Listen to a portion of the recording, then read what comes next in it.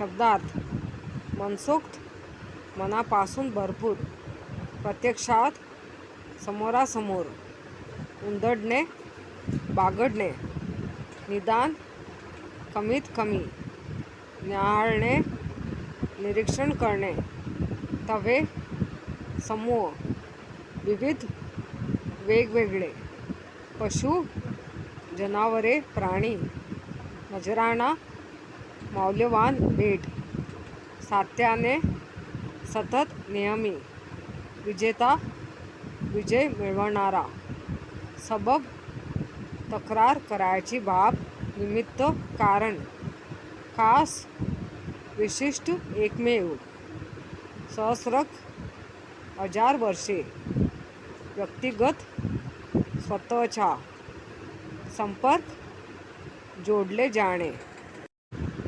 आकृत्या पूर्ण करा. लेखकाने शाळेच्या बागेत मनसोक्त केलेली मजा. लेखकाने शाळेच्या बागेत मनसोक्त केलेली मजा. मनसोक्त खेळणे, उंदडणे, झाडावर चढणे, पावसात चिंब भिजणे. लेखकाने सुचवलेले सुट्टीतील मजेशीर अनुभव. लेखकाने सुचवलेले सुट्टीतील मजेशीर अनुभव. पक्ष्यांचे चिवचिवणे, तवे न्याहाळणे, जंगलातील विविध पशूंचे आवाज ऐकणे. तिसऱ्या सहस्त्रकातील परस्पर संबंध वाढवणारी व माहिती देणारी माध्यमे. तिसऱ्या सहस्त्रकातील परस्पर संबंध वाढवणारी व माहिती देणारी माध्यमे. संपर्क माध्यमे, दळणवळण व संदेशवहन. एका शब्दात उत्तर लिहा. लेखक जेथे शिकले ते गाव. सांगली. लेखकाला मिळालेला पुरस्कार. अर्जुन पुरस्कार. खास व्यायामासाठीच असलेले ठिकाण. जिम. लेखकाचा आवडता खेळ. बॅडमिंटन. तुमच्या शब्दांत उत्तरे लिहा. लेखकाने सांगितलेले व्यायामाचे महत्त्व स्पष्ट करा. कोणता ना कोणता खेळ खेळणे हा सुद्धा एक प्रकारचा व्यायाम आहे. वेळ नाही अशी किंवा कोणत्याही प्रकारचे कारण न सांगता प्रत्येकाने दररोज काहीतरी व्यायाम करणे गरजेचे आहे. व्यायाम हा दररोज सेवन केलेल्या अन्न-पाण्यासारखाच आहे. व्यायाम हा खुल्या मैदानातील असो किंवा एखाद्या क्लबमधील असो किंवा खास व्यायामशाळेतील असो, प्रत्येकाने कमीत कमी 1-2 तास व्यायाम हा करायलाच हवा.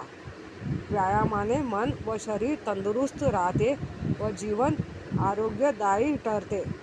व्यायामाने तनामनात उत्साह संचारतो. खेळ आपल्याला स्वावलंबी बनवतो व निर्णयक्षमता वाढवतो. तुमच्या शब्दांत लिहा. कोणताही आवडता खेळ खेळायला हवा. खेळ खेळण्यामुळे आपल्या जीवनाला शिस्त लागते. कोणत्याही समस्येशी मुकाबला कसा करायचा हे खेळ शिकवतो. हरलो तरी जिगरबाजपणे कसे हरावे व जिंकलो तर आनंद कसा घ्यायचा हेही खेळच शिकवतो. यासाठी स्वतःचे शिक्षक व्हावे लागते. प्रत्येक खेळातील पडताळा जसा आपला आपणच घेतो त्याप्रमाणे आयुष्यातही चांगले वाईट काय आहे याची निर्णयक्षमता खेळ वाढवत असतो. त्यासाठी स्वतःवर अवलंबून राहायला शिकले पाहिजे. आपण स्वतः स्वावलंबी व्हायला हवे. खेळ आपल्याला स्वावलंबन शिकवतो व आपली निर्णयक्षमता वाढवतो. गमतीच्या नजराणा आणणारे निसर्गातील घटक व त्या संदर्भातील तुम्ही अनुभवलेली एखादी घटना याविषयीची माहिती सांगा.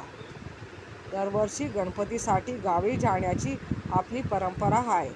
गेल्या वर्षी या निमित्ताने कोकणात जाण्याची वेळ आली होती. चांगला पाऊस पडल्याने डोंगर हिरवा शालू पांघरून लख्ख प्रकाशात उभा होता. कोकणातील सूर्योदय पाहण्याचा आनंद काही औरच असतो. पूर्वेकडे पसरलेला लालसर गुलाबी रंग मनमोहक आहे. शेतीची कामे जोरात सुरू आहेत. काका भावंडांचं नदीवरची नियोजित सहल, नदीचे थंडगार पाणी वर निरभ्र आकाश म्हणजे दुधात साखरेचा योग. खालील तक्ता पूर्ण करा. पुस्तक, पुस्तके, गाव, गावे, मैदान, मैदान, नदी, नद्या. खालील वाक्य वाचा व त्या आधारे तक्ता पूर्ण करा. सांगली हे महाराष्ट्रातले एक गाव आहे. सांगली महाराष्ट्र गाव नाम हे सर्वनाम आहे क्रियापद. चांगले काय आणि वाईट काय हे तुम्हाला कळते.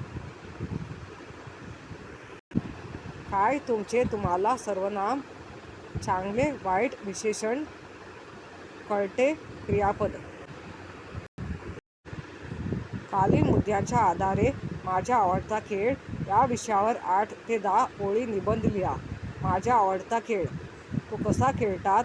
तो खेळ का आवडतो? तुमचे प्रेरणास्थान. त्या खेळातील तुमचे कौशल्य कसे वाढवाल? खेळात मिळणारा आनंद.